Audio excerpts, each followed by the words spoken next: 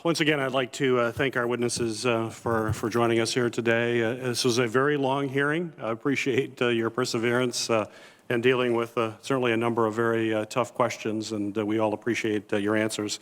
There's no question from what I've been hearing over these last two hearings is that there was serious breakdowns in our intelligence gathering and security planning that resulted in significant violence right here on the Capitol grounds.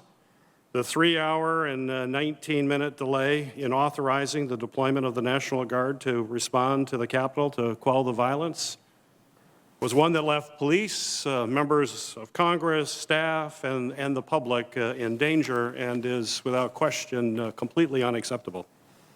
The breakdown in communication and the chain of command within the Department of Defense that contributed to this delay, a stark difference from the Department of Defense's response during the summer protest, is concerning and should never, ever happen again.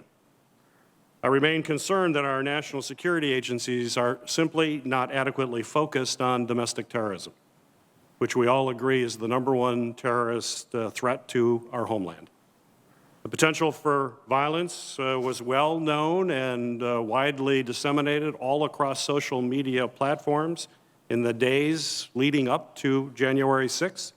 Yet the very agencies responsible for monitoring and evaluating those threats failed to utilize every investigative tool to gather the readily available intelligence warnings of violence and have failed to assess this intelligence. The intelligence community's failure directly contributed to the law enforcement's inadequate preparation on January 6th. And I understand the FBI and the DHS's commitment today to doing better in their intelligence collection and monitoring this threat, which I appreciate it. But we need to actually see these improvements. It has to be demonstrated in a meaningful way. It's not enough for agencies to simply promise to do better. Congress must make reforming our counterterrorism efforts a top priority. We need to take a hard look at reforming the DHS Office of Intelligence and Analysis and requiring both DHS and FBI to provide more concrete information to law enforcement so that they can take actions to protect our communities from this violent and deadly threat. Following today's hearing, I'll continue my investigation and will continue to interview other officials and experts as we work towards additional problems and potential solutions.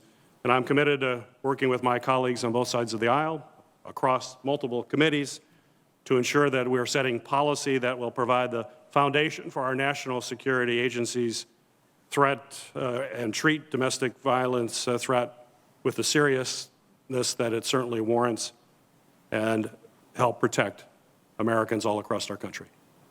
So that I close, and thank you again, Chairwoman Klobuchar, for working with me on this hearing today.